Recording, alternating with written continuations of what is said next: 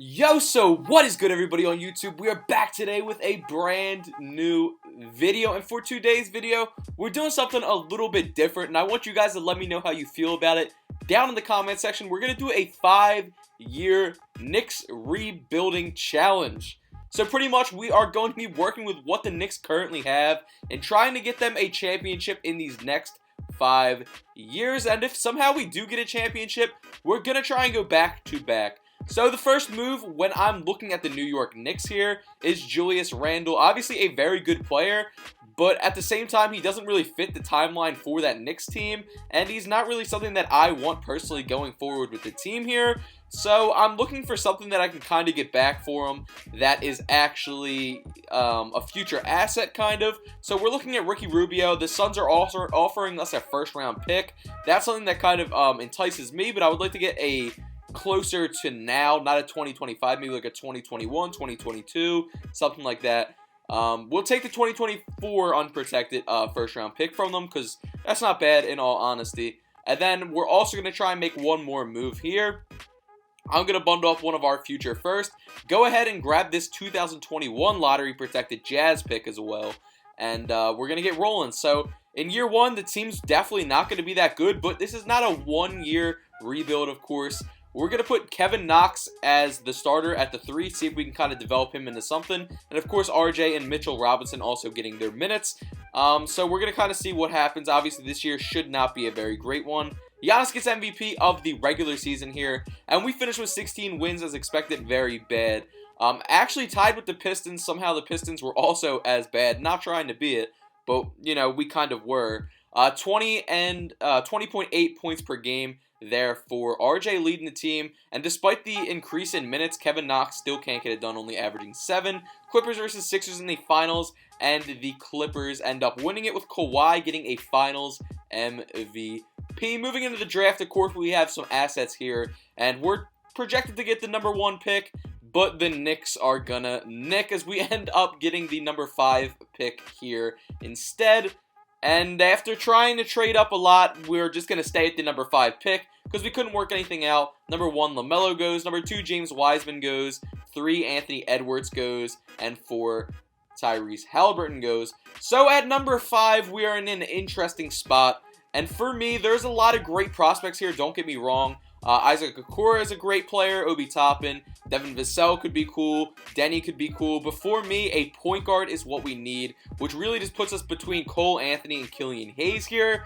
And for me, I feel personally right now Cole Anthony is a little bit more of the finished product maybe than Killian Hayes is. So we're going to go with Cole Anthony here. And we're going to hop into free agency here. Obviously, a really good class here if we want to go out and try and get someone good. But first of all, we're going to take that Ricky Rubio contract off our books. We don't want to be paying him $17 mil on the year. We're going to go ahead and trade him in a second and get Kevin Porter Jr. He's obviously still in his rookie contract. We go ahead, we missed some of the bigger name guys, but we do go ahead and get Michael Porter Jr. on a 3-year contract, which is not terrible. So this is what the squad is looking like so far. We go out and grab OG as well, obviously a great wing player, and we go ahead and bring in a veteran in Paul Millsap.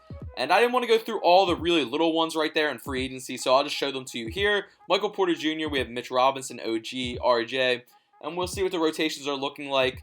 Definitely going to move Michael Porter Jr. to that power forward position because I don't think OG should be playing it. I think Michael Porter Jr. is kind of the one of the two that would make more sense to play the 4 for us, so let me go ahead and actually change that, put him at the 4 real quick, so that we don't have a defensive mismatch there. But you see, the bench is honestly not even that bad. We have Kevin Porter Jr., TJ McConnell, Paul Millsap, Nerlens Noel, and Ignis. It's really not that bad. And I think this team, honestly, is at least a 5 seed this year in year 2. After what was a terrible year last year. So we're going to have to see what happens. I throw Kevin Knox into the G League to see if we can get some type of progression out of him because it's just not working out, honestly. Cole Anthony getting Rookie of the Year here for us in year 2. Absolutely great. 16.2 points per game and 7 assists per game. Helping lead us to the number 2 seed in the Eastern Conference with 56 wins. Tied with the Boston Celtics. And the scoring here, no one really did too crazy. I feel like it's honestly kind of pretty well spread out between some of our starters here. Obviously, RJ leading the team, Michael Porter Jr. coming in right behind him, Cole Anthony behind him. But it's really evenly spread up pretty well. Like, everyone's getting a piece on this offense. And honestly, Kevin Porter Jr. coming in and doing a little bit more than maybe we expected him to do as well. So we will take that, as we kind of just used him to dump off Rubio's contract, but it's working out well. Cole Anthony up to a 77 overall at that point guard position for us. Our playoff rotations are looking pretty interesting. This is what our starting five is, of course. Honestly, not bad at all. Coming off the bench, sixth man, Kevin Porter. Putting up, he's getting 27 minutes a game, so he's getting his buckets in his time. TJ McConnell, a pretty gritty point guard to come off the bench as well.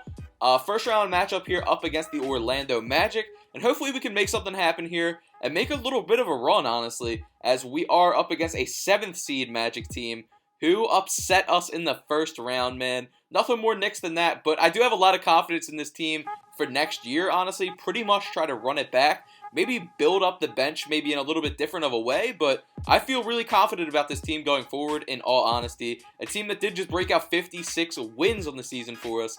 Celtics versus Timberwolves here in the finals, if anyone cares.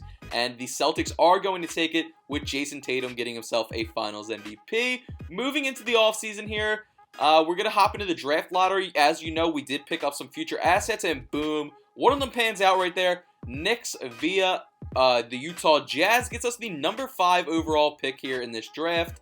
And of course, there is some good names in this draft for sure. So let's see what we end up getting. If anybody falls to 5, that'd be pretty cool. Cade Cunningham goes 1, Jalen Johnson, Brandon Boston. So I think that leaves us with a certain someone that I really like, and that would be Jalen Green, baby. I think we're going to go ahead and take Jalen Green. We do have some pretty talented wings on the team, but that kid is an absolute bucket, so I would love to have him added to the team. So, you see the squad looking, honestly, really, really good here. Cannot complain about it whatsoever. 79 overall. Jalen Green, of course, being added, and it's interesting, man. And you see we also added Mike Conley via free agency as well on a 1-year deal. Definitely getting up there in age, but he has showed that he can give out some good minutes, especially for that Utah Jazz team this year. So we'll see.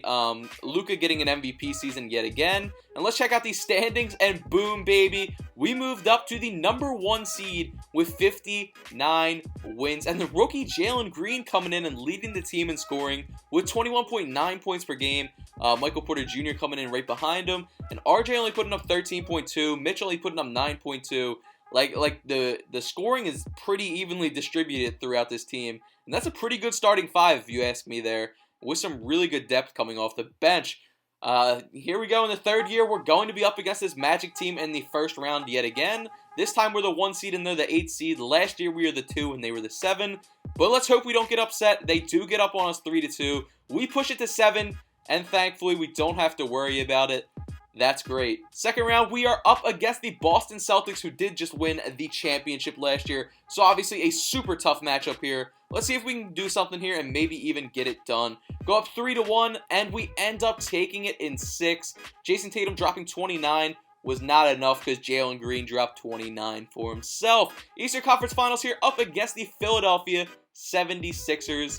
And after beating that Boston Celtics team, I think we're making it to the finals. And boom, baby. Game 5, we take them out. Embiid dropping 33, but not enough. Up against a Spurs team with James Wiseman and Giannis Antetokounmpo here in the finals, boys. Can we get it done and get the Knicks a championship here in year 3? It's 3-2, and we hop into this. A 3-point game. Spurs ball. They need to clutch up right here if they want a shot. Giannis with the ball. Throws it up. Mitchell Robinson, great contest. Getting it done. Of course, a lot of fouling is going to come now as we have this 3-point lead. Shot clock unplugged. And I'm going to save you guys that misery. We're up 4 points with 2.8 left on the clock here. Shot clock, of course, unplugged. Spurs, obviously, cannot do anything. They throw up just about a full court shot. And the Knicks win a championship here in Season 3 of this rebuild, boys. Who would have thought that the New York Knicks could have had that fast of a turnaround? I'm not sure even I did. Jalen Green dropping 41 points, going crazy. Giannis putting up 24 points and 23 rebounds, not getting it done. And our young guy that we did draft, Cole Anthony, getting a Finals MVP. So you know what time it is, boys. I did say if we won one, we would try to see if we could go back-to-back and win the Spurs. The Knicks back-to-back championships, so we're going to go for it. It is still in the timetable. This is year 4 here. You see what the squad's looking like? Very much the same. Tried to kind of run it back, bring back a lot of the guys that we had previously. Luka getting an MVP on the season. And unfortunately, none of our Knicks players really make the All-NBA teams, but if we're winning, man. And look at that, 67 and 15 consecutive back-to-back #1 seeds in the Eastern Conference here for this Knicks team. And, I'm just interested to see if we can go back-to-back. This team definitely is very talented. Jalen Green leading the team with just about 21 points per game. But like I've said plenty of times already, the scoring is honestly pretty evenly distributed through most of our rotation. So this is what we're looking like for playoffs right here. Our playoff rotation, not bad at all. #1 seed Knicks up against the #8 seed Chicago Bulls here.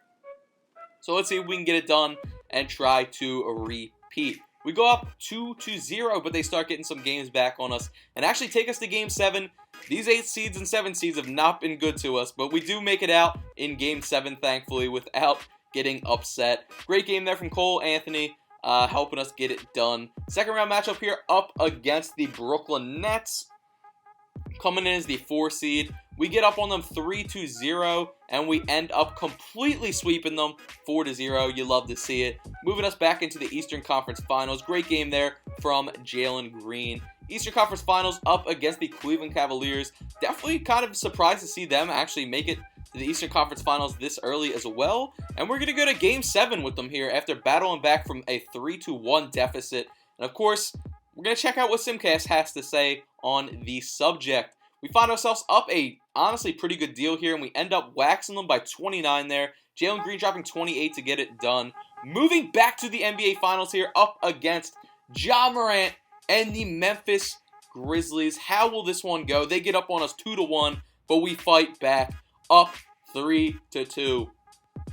Are they going to tie it up here and push it to a Game 7, or are we going to finally take them out and go back-to-back here with another NBA championship?